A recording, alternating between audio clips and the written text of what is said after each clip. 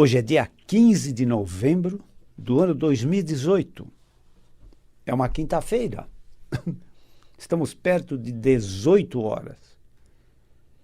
Nesse horário, nós celebramos saúde através destas ondas milagrosas da Rádio Mundial.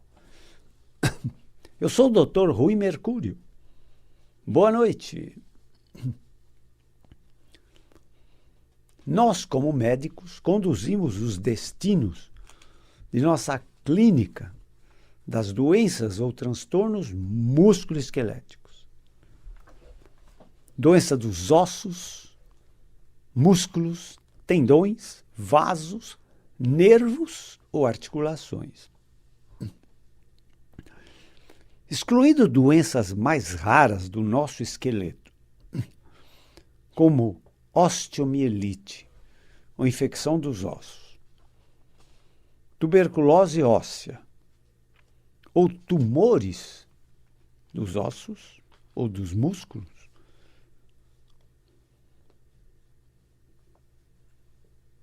eu diria que o grande problema que maltrata o nosso esqueleto são as deformidades do eixo do esqueleto que vão acontecendo no decorrer da nossa vida, com ou sem até o nosso conhecimento. E principalmente as deformidades do alinhamento do eixo da coluna vertebral, ou principalmente o desalinhamento do eixo da coluna vertebral e o desalinhamento dos membros inferiores,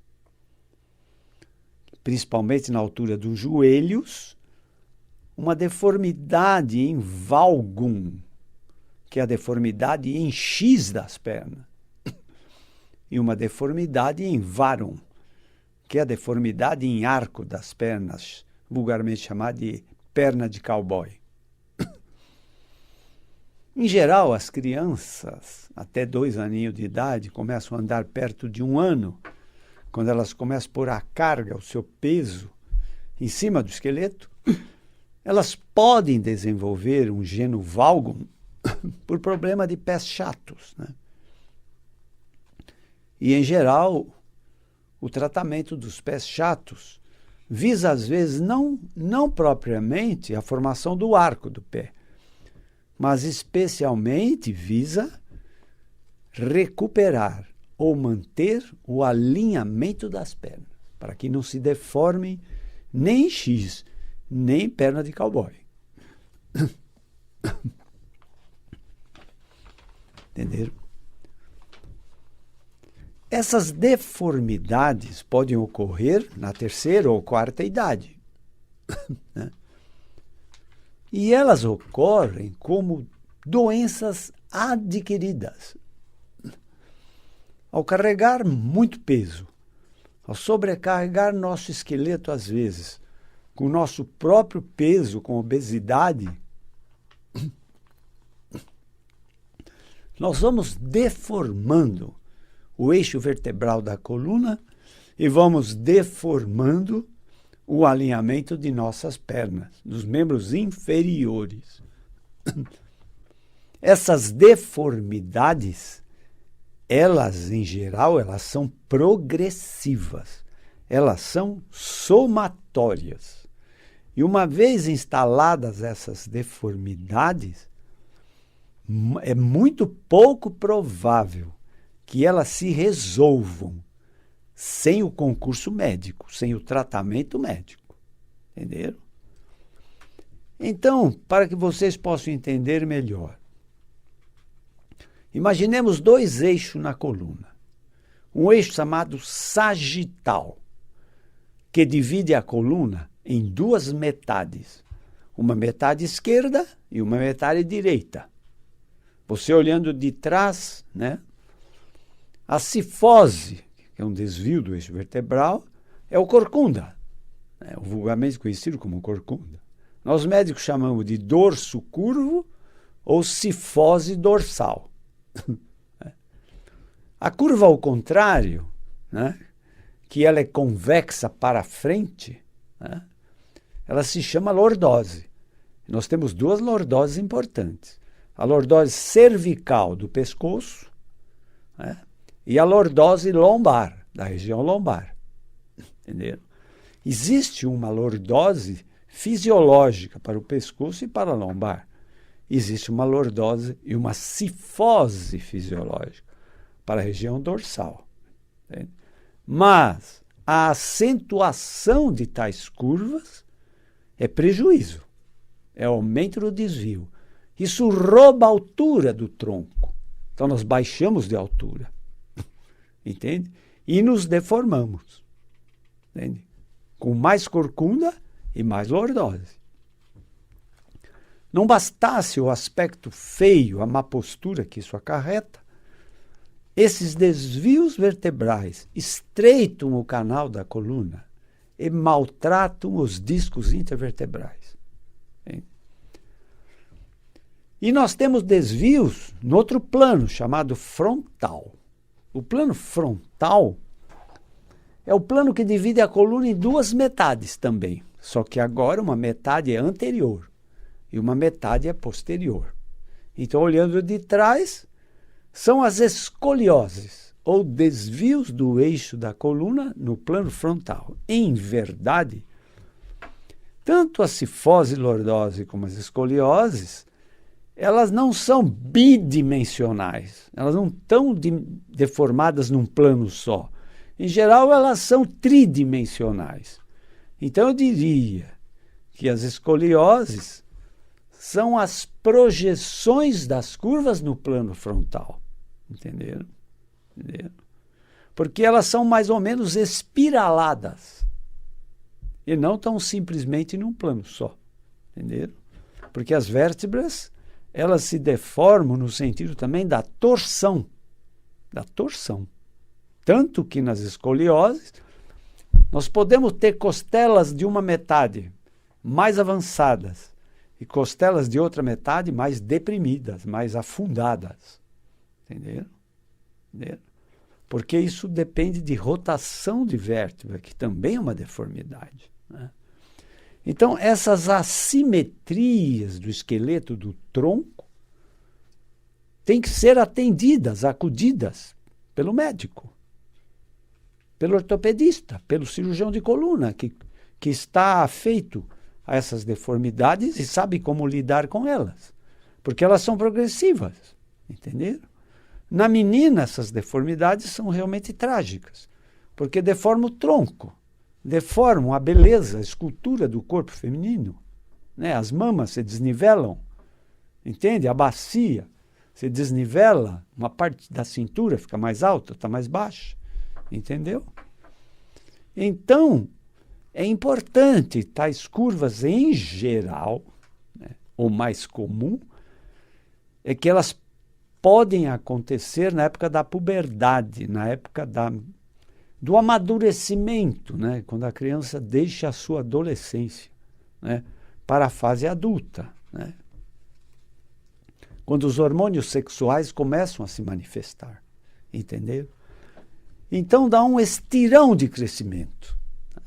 Esse estirão de crescimento é assim: o osso cresce, ele quer crescer, ele quer espaço para crescer. Esse espaço é dado pelo crescimento do tronco, dos músculos, de todo o conjunto. Mas nem sempre a velocidade de crescimento dos ossos acompanha a velocidade de crescimento dos músculos. Então, se os músculos seguram como cabos de aço, a coluna cresce, tendo espaço ou não. E como não tem espaço, ela se encurva. Entenderam? Mas, vejam vocês, essas deformidades podem ser hereditárias, genéticas, né? Tanto que existem escolioses, né? Que ninguém sabe a causa, né? Os médicos chamam de idiopáticas. Então, toda doença que não se sabe a causa, né, é uma doença idiopática, né? Então, existe a escoliose idiopática, que são as escolioses da adolescência, muito mais frequente nas meninas do que nos meninos, entendeu? Mas, vejam vocês, Pode acontecer deformidade também nos membros inferiores. Entende? Então vejam vocês. Nós temos que ter um esqueleto o mais simétrico possível, né? Então nós temos que ter um eixo vertical principal da coluna e dos membros inferiores. E temos que ter 2 eixos horizontais perfeitos, que é o alinhamento dos ombros e o alinhamento da bacia. Entende? Se esses eixos estão dentro dos planos da simetria, tudo em você fica melhor. A postura fica mais bonita, não é? A expressão corporal é mais bonita, né? É a expressão das meninas modelos, né? Você pode ver, não existe uma modelo com deformidade do esqueleto. Ela pode ter uma expressão facial muito bonita, mas se ela não tiver um esqueleto bonito, ela nunca vai ser modelo. Entendeu? Então, o esqueleto é nosso cartão de visitas, né? É a nossa apresentação, nossa postura, a nossa atitude, né? Os órgãos estão contidos dentro do nosso esqueleto. O fígado, o coração, pulmões, rins, entende? Estão contidos, né? O próprio tronco, ele tem algumas assimetrias próprias dele. Por exemplo, o fígado, né? Ele é muito do lado direito. A ponta do coração, em geral, aponta mais para o lado esquerdo. Entendeu? Então, algum tipo de assimetria nós temos, mas vejam vocês, quanto mais simétrico for o corpo humano, melhor em termos de equilíbrio, de marcha, de postura, de atitude, de expressão corporal, é mais bonito. A beleza é o saudável, entendeu? Eu sempre digo, beleza não é vaidade. Ser bonito é saudável, entende? É um esqueleto bonito, uma expressão facial bonita, entendeu? Então, é muito importante o nosso esqueleto. E as pessoas maltratam demais ele. Como que elas maltratam? Maltratam com esportes radicais, maltratam carregando pesos exagerados, maltratam com impactos, entendeu? Maltrato carregando bolsa de um lado só, entende? Maltrato com obesidade, maltrato com insuficiências musculares. E o efeito é somatório.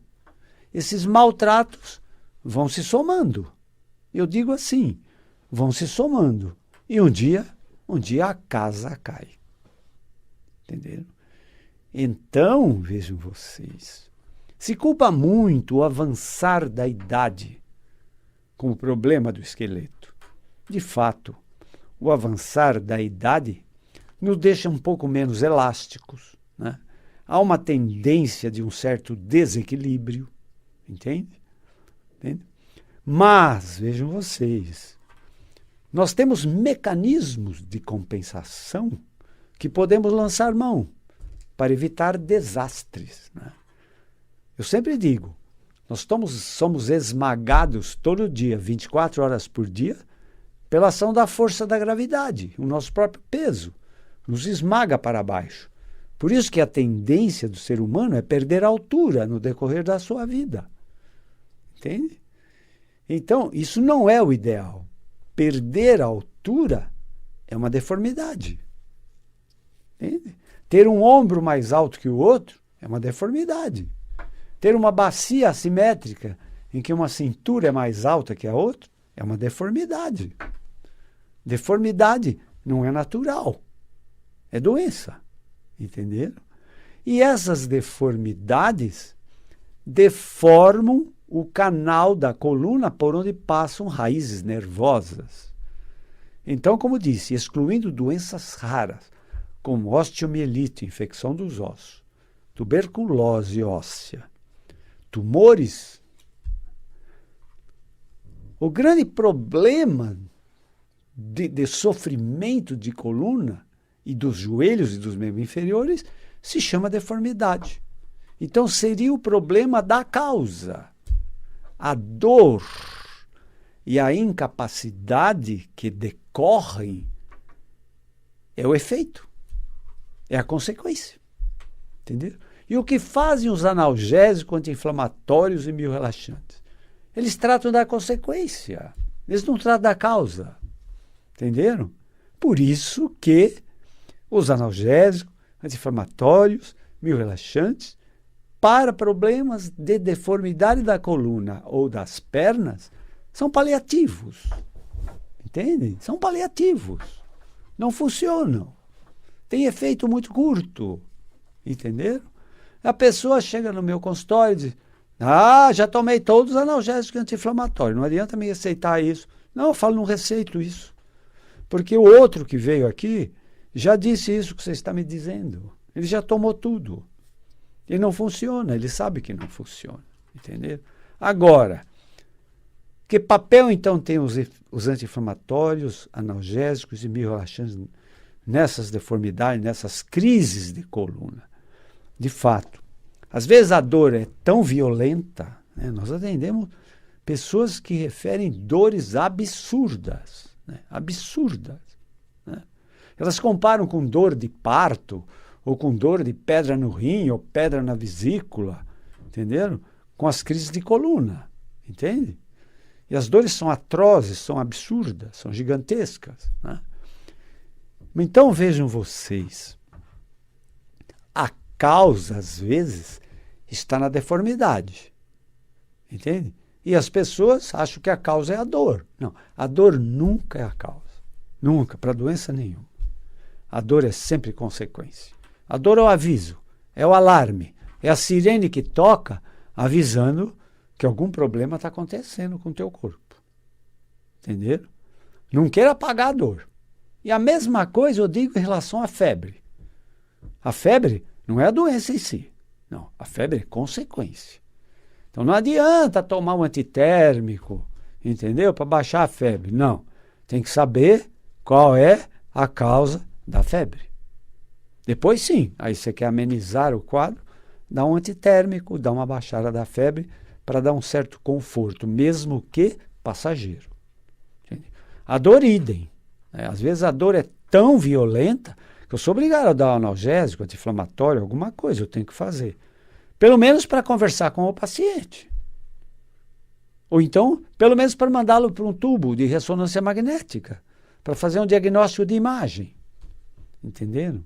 Entenderam? Então, gente, em qualquer situação, a finalidade maior da ciência médica é o diagnóstico. E a finalidade maior de um diagnóstico é o diagnóstico etiológico. Para vocês entenderem o que é isso, é o diagnóstico da causa. Entenderam? Da causa. Entende? Eu tenho dor nas costas. Entende? Eu já atendi pacientes com dor nas costas que estavam fazendo fisioterapia para dor nas costas, mas tinham pneumonia. Entenderam? Tinham pneumonia. E foram diagnosticados com problema de coluna. Entendeu? Entendeu? Existe um tumor do ápice do pulmão, chamado tumor de Pancoast, que dá uma dor no pescoço. Já atendi vários pacientes que estão fazendo fisioterapia para torcicolo. E, na verdade, tinha um tumor de pulmão, do ápice do pulmão, que é o Pancoast. Entendeu? Então, vejam vocês, o médico, eu sempre digo e repito, o médico é um detetive, o médico é um policial, que vai juntando as peças para chegar no vilão. Entendeu? Para chegar na origem do crime, ou seja, no vilão que está causando esse sintoma, chamado dor. Ou um sintoma pior ainda, que nós médicos consideramos, que é a incapacidade, ou seja, a dependência física. Sim?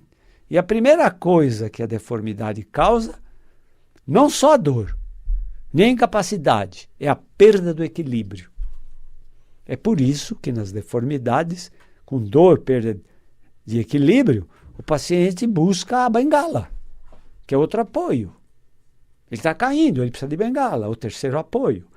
Ou ele precisa de mais 2 apoios, que são as muletas.